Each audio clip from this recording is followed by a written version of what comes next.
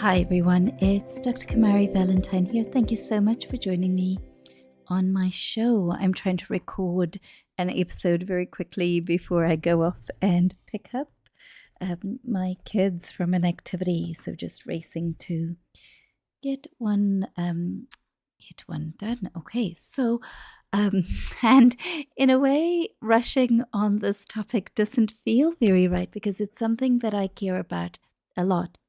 But I feel that putting together something is better than leaving it for a while.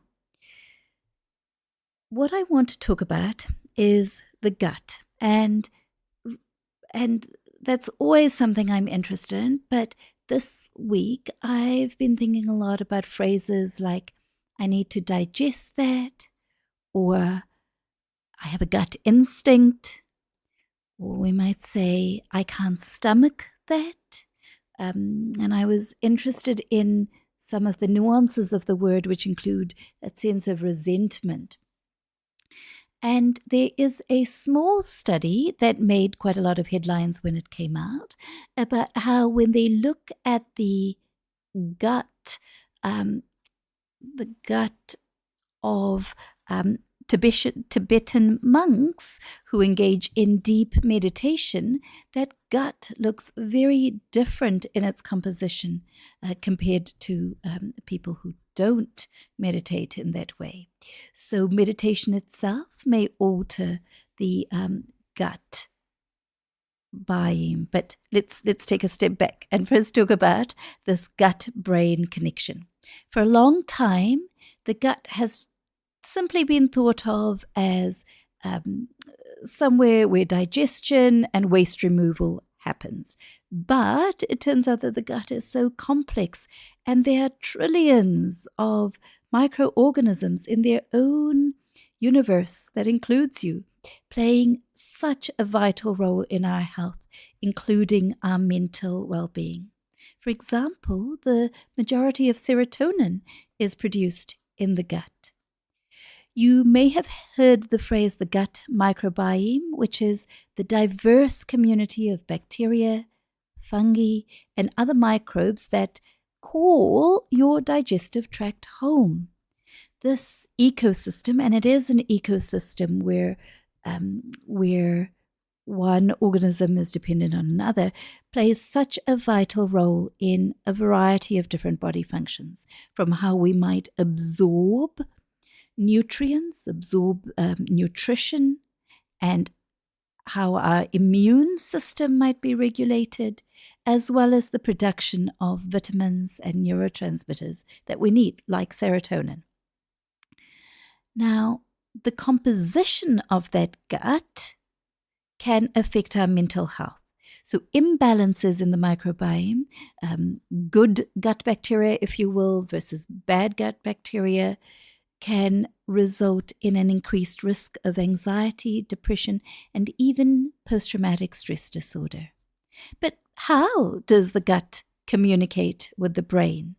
There is a very complex network called the gut-brain axis, which is a two-way system involving the nervous system, the endocrine or hormonal system, and our immune system.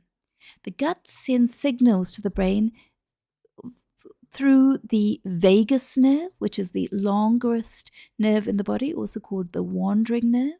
And these signals give information about digestion, inflammation, and even the very composition of that microbiome. And then the brain sends signals down, influencing how mobile that gut might be, immune system, and mood.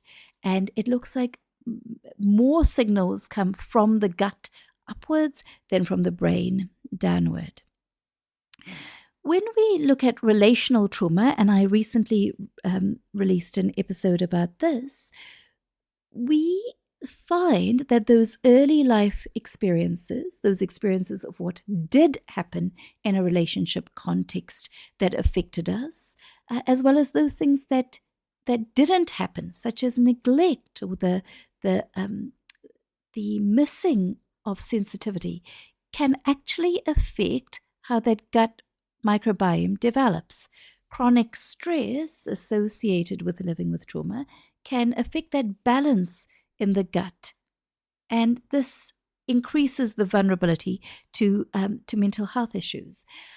Recently, I did a search looking at inflammation and PTSD because I had always thought that made sense to me, and then I thought, well, I should look up the actual literature, and I was absolutely astonished to see that it was well established that there is a higher level of inflammation in PTSD.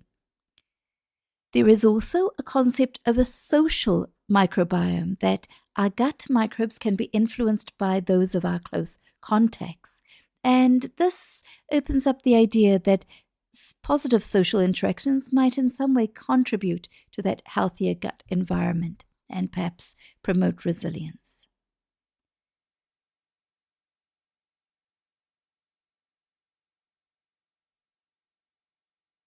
I wanted to talk about polyvagal theory too. Okay, so Dr. Stephen Porges writes about the polyvagal system or polyvagal theory, and this is a framework for understanding the vagus nerve and how it influences our nervous system's response, especially to stress and safety. There are 3 circuits it's proposed within the vagus nerve, and each is associated with different types of threat detection. So the ventral nervous is responsible for that state of being calm or rest and digest.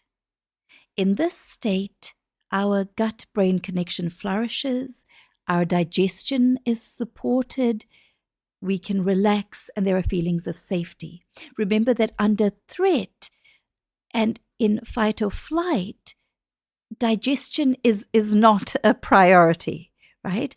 Our digestive tract tries to get rid of food so that we can run. And that is under the control of the sympathetic nervous system.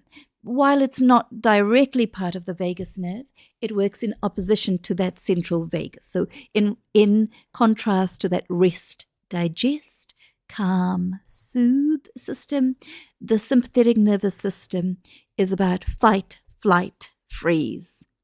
And when faced with threats, whether they are real or perceived, our gut functioning and digestion are affected. Right? We don't have time to digest. We need to get out of there. The dorsal vagus is activated in situations of extreme threat or overwhelming danger. This is a shutdown response where digestion slows down. We might experience dissociation or zoning out or being numb, not fully present, even though we're there in body. And we might call this the flop response.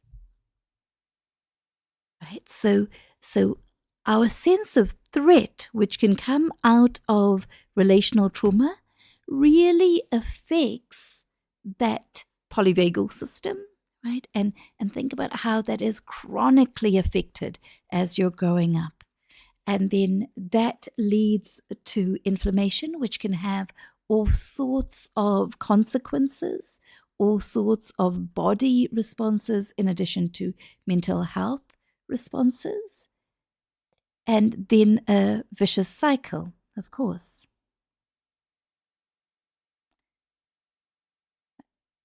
So healing ourselves, recovering, is actually a mind-body task.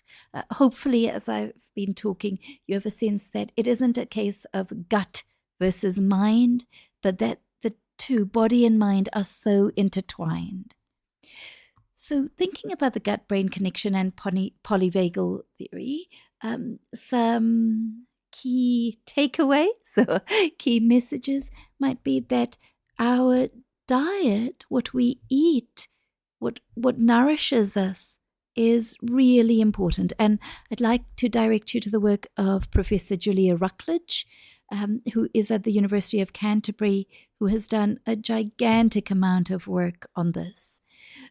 While Professor Rutledge's work was initially about ADHD and micronutrients, she has subsequently looked at other mental health conditions and well-being.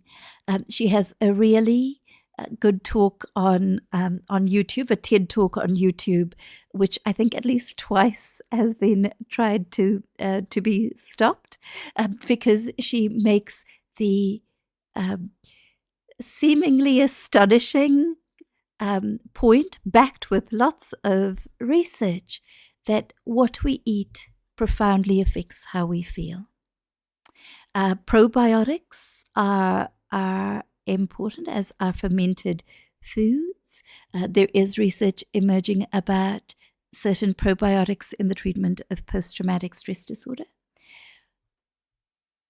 Hopefully it goes without saying that stress management is really important, as chronic stress can really affect that rest and digest system. You've already heard me talk about mindfulness and how there was that very interesting study about Tibetan monks. Sleep also affects our nervous system regulation. So I hope that what you hear is that there are really emerging and exciting areas of research, and that there is a lot we can do to change that mind-body connection. We don't have to just stomach it, and we can hone in and better refine our gut instinct. So I hope that was useful, and I want to make a pun about being thought-provoking, but reference the stomach, but it's not coming to me. So if you have a clever wee snippet, a pun, let me know. All right, everyone, take care. I'm heading off to go and pick up my kids. Talk soon.